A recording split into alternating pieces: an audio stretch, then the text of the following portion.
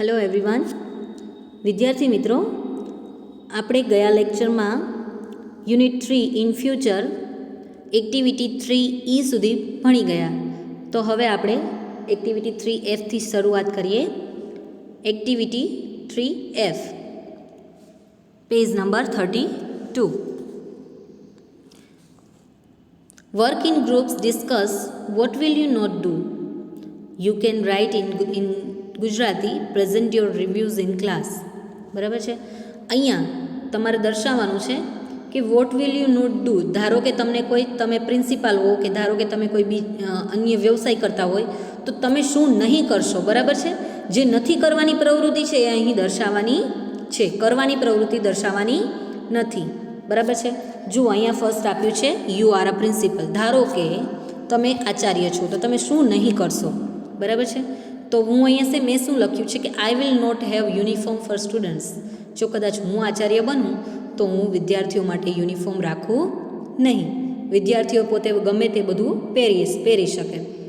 પછી આઈ will not પનિશ ધેમ. હું તેમને સજા ન આપું. બરાબર, આપીશ નહીં. I will not have exams. હું ક્યારેય એટલે કે હું પરીક્ષા રાખીશ નહીં. બરાબર, જો હું આચાર્ય હોઉં તો. સેકન્ડ છે you want to stay fit and healthy. જો અહીંયા શું આપ્યું છે કે જો તમે ફિટ અને હેલ્ધી એટલે કે એકદમ સ્વસ્થ અને ફિટ રહેવા માંગો છો તો તમે શું નહીં કરશો. ફિટ અને હેલ્ધી રહેવા માટે તમારે શું ન કરવું જોઈએ એ દર્શાવવાનું છે. તો મેં લખ્યું છે I will not be lazy. હું આળસુ બનીશ નહીં. આળસ તો મેઇન છે. જો તમે આળસ કરો તો તમે ફિટ અને હેલ્ધી ન રહી શકો. બરાબર છે. I will not be lazy. I will not eat fast food. બહારના જે જંક ફૂડ ને ફાસ્ટ ફૂડ વધારે આવતા હોય, મેંદાનું બનેલું, એ તીખું તળેલું, એ હું ખાઈશ નહીં. I will not drink cold drinks. અને હું ઠંડા પીણા નહીં પીવું. બરાબર, તો તમે હેલ્ધી રહી શકો. થર્ડ જોઈએ you have annual examination next week. અહીંયા એમ કીધું છે કે તમારે આવતા અઠવાડિયે તમારી વાર્ષિક પરીક્ષા છે તો તમે શું નહીં કરશો એ દર્શાવવાનું છે. તો I will not be lazy. પહેલું તો હું આળસ કરીશ નહીં. I will not sleep late. હું મોડે સુધી સૂઈશ નહીં. I will not waste my time. હું મારો ખોટી રીતે સમય વેડફીશ નહીં. બરાબર છે.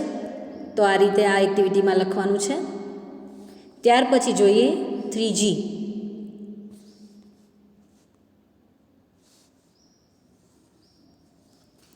Talk with this persons, fill their details in table.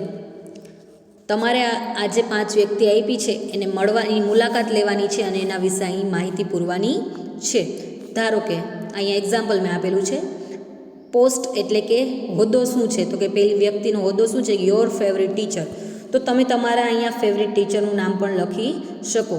મેં અહીં લખ્યું છે મિસ માહી. એજ્યુકેશન એટલે કે પોતે શું ભણેલા છે એમનું એજ્યુકેશન લખવાનું છે. બરાબર, એમની લાયકાત લખવાની છે. તો મિસ માહી છે એ BA કરેલા છે. બરાબર છે.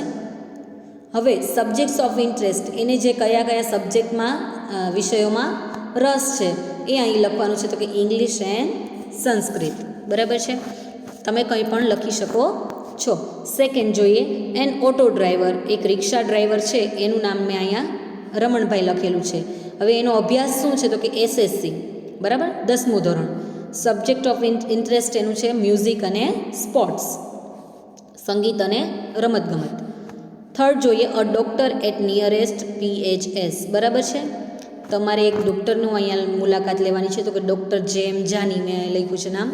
બરાબર, તો એનો અભ્યાસ તો કે MBBS. બરાબર, અને એના સબ્જેક્ટ્સ ઓફ ઇન્ટરેસ્ટમાં મેં લખ્યું છે રીડિંગ એન્ડ સ્પોર્ટ્સ, વાંચન અને રમતગમત.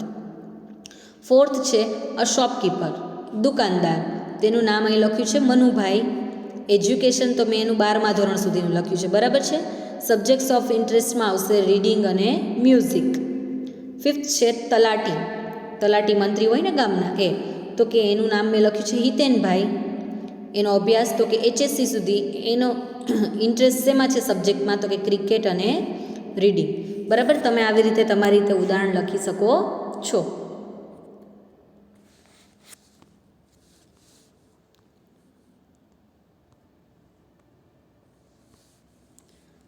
ત્યાર પછી આપણે જોઈએ activity 5, page number 34. Vote will you do when a disaster will strike? બરાબર, તમારી ઉપર કોઈ કુદરતી આફત આવી હોય તો તમે શું કરશો? બરાબર છે. હવે અહીંયા તમારે એક એક્ટિવિટી કરવાની છે, પણ આપણે અહીં માત્ર દર્શાવવાનું છે, લખવાનું છે કે ફાયર, અર્થક્વેક અને ફ્લૂડ. ફાયર એટલે કે આગ લાગવી, અર્થક્વેક એટલે કે ધરતીકંપ, ભૂકંપ, અને ફ્લૂડ એટલે કે પૂર. આ 3 આફતો છે. બરાબર છે. તો આ આફતોમાં તમે શું શું કરી શકો એ પણ તમારે નોંધવાનું છે. અહીંયા અમુક વાક્યો આપેલા છે, તો કે આ વાક્યોના આધારે તમારે સામે આ કઈ આફત છે એ લખવાની છે. પહેલું વાક્ય છે run into N open ground. ખુલ્લા મેદાનમાં દોડી જાઓ.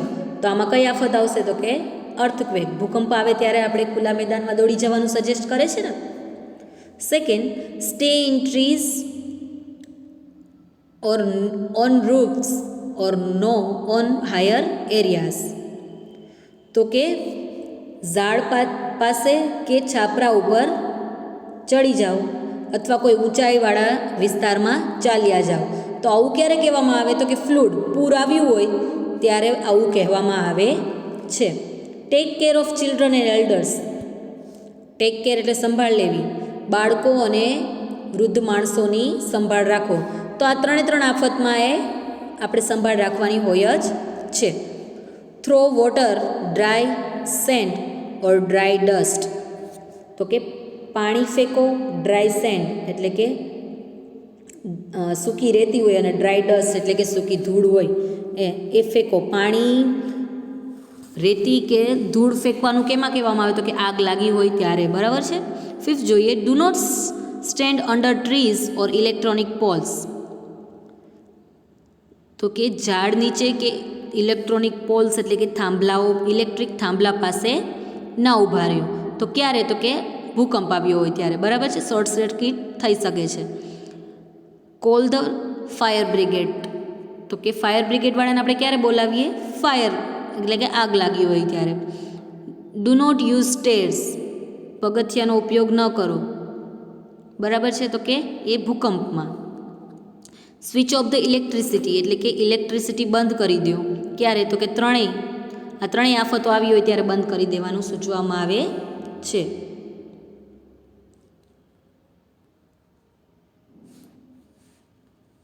ત્યાર પછી એક્ટિવિટી 6.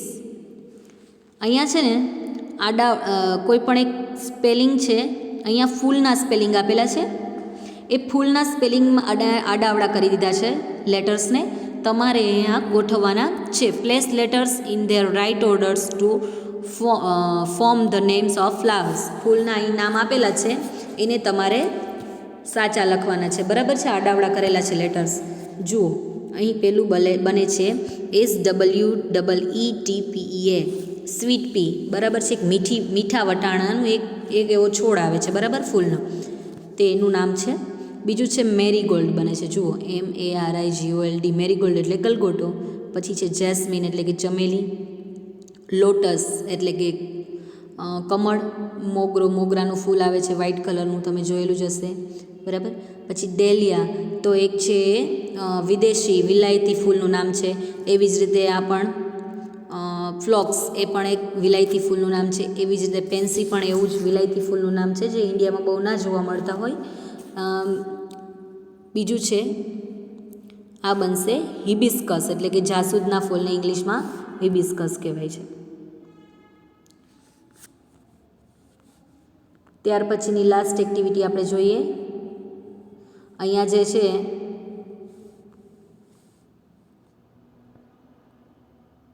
ઉપર શબ્દો આપેલા છે એના સ્પેલિંગ તમારે આમાં ગોતી લેવાના છે. બરાબર છે ને. આવી રીતના જો મેં અહીંયા ઉદાહરણ આપ્યું છે કે અહીંયા જો એ લોકોએ બર્ડ્સ, બરાબર છે, જે તમે ગાર્ડનમાં વસ્તુ તમને મળે છે એના આધારે અહીંયા સ્પેલિંગ ગોતવાના છે. તો પેલું બર્ડ જો મેં અહીં બનાવ્યું છે આડું, બર્ડ. બરાબર છે.